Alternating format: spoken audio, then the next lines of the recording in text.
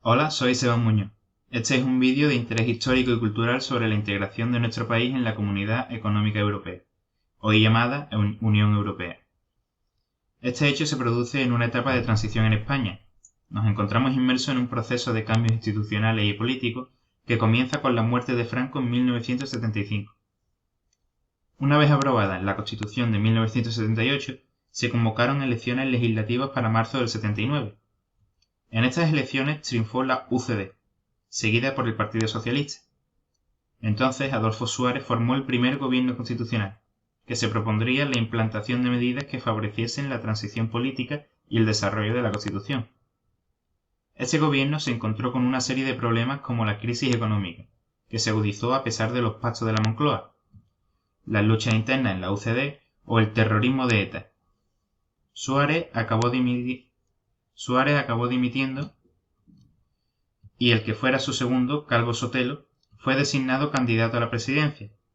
Sin mayoría suficiente, el 23 de febrero se llevó a cabo otra votación y los militares protagonizaron el golpe de Estado del 23F, dirigidos por el teniente coronel Antonio Tejero. El papel del rey fue decisivo, pues en un comunicado en la televisión nacional desautorizó a los golpistas y ordenaba al ejército a respetar el orden constitucional vigente. De esta manera se puso fin al golpe.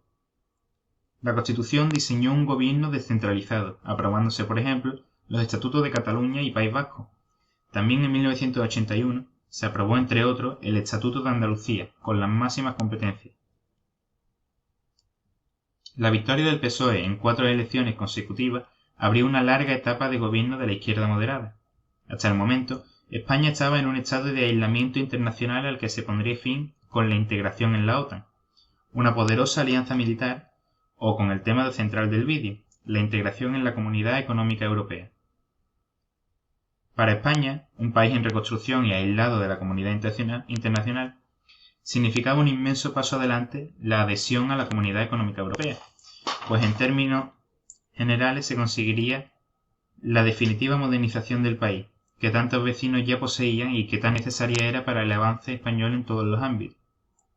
El gobierno de Franco ya había solicitado la unión a la comunidad, pero ésta ponía como requisito el sistema político democrático, algo que no cumplía España.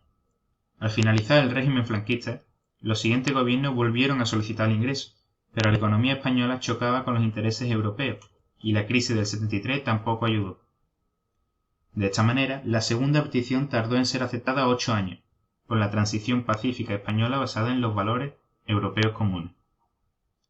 Con el primer gobierno de Felipe González, se firmó en 1985 el Tratado de Adhesión a las Comunidades Europeas. Así, el 1 de enero del 86, España pasaría a ser miembro de pleno derecho de la CEE. Al inicio de las negociaciones, la parte francesa de la comunidad no apoyó la incorporación de España, pero el cambio de presidencia en el país galo hizo que se redijera la postura de Francia. Además, cobró mucho peso la entrada de España en la OTAN, que suponía un cambio en la visión que se tenía de España en el resto de países del mundo. Ser miembro de la Unión Europea significaba aceptar una serie de condiciones notablemente duras, como fueron la desaparición de aranceles de cara al mercado europeo o a largos periodos transitorios para ciertos negocios españoles. A pesar de todo esto, el balance de la operación de integración en la comunidad ha sido y es positivo.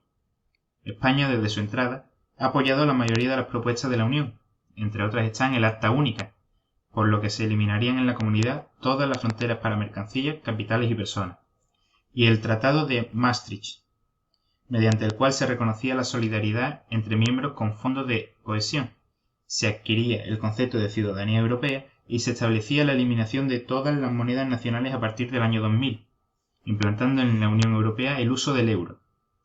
Recordamos que España acabaría con la peseta como moneda de cambio, que fue implantada en 1868 y nos ha acompañado por más de 130 años. La integración de España en la Unión Europea es un hecho muy influyente en la historia del país. Cambió por completo el panorama y la dirección política, económica y del sistema general de España. Es por esto que ha tenido infinidad de consecuencias. La principal es que España es un país democrático y europeo, algo que quizás no sería así de no ser por el sacrificio de entrar en la Unión y por la propia acción de la comunidad. Muchos expertos dicen que España había perdido el tren de la modernización. tren en el que estaban subidos las principales potencias mundiales, y especialmente europeas. Existía un problema claro, la antigüedad de las infraestructuras españolas, hablando tanto de infraestructuras físicas como de políticas y económicas. La principal solución a este problema era de saber general, la incorporación a la Comunidad Europea, y con ello la incorporación a ese tren de modernización. En palabras de Ortega y Gasset, España era el problema y Europa la solución. Otra consecuencia la encontramos en el cambio de la política exterior española, y es que hoy en día el eje de esa política son las relaciones con los países de la Unión, especialmente con Francia y Alemania.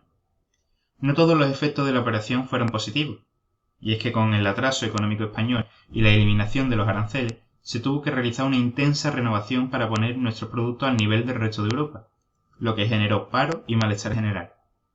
Se sumaban a los problemas la obligatoria reconversión de toda la flota pesquera y de los sectores agricultor y ganadero con el mismo fin.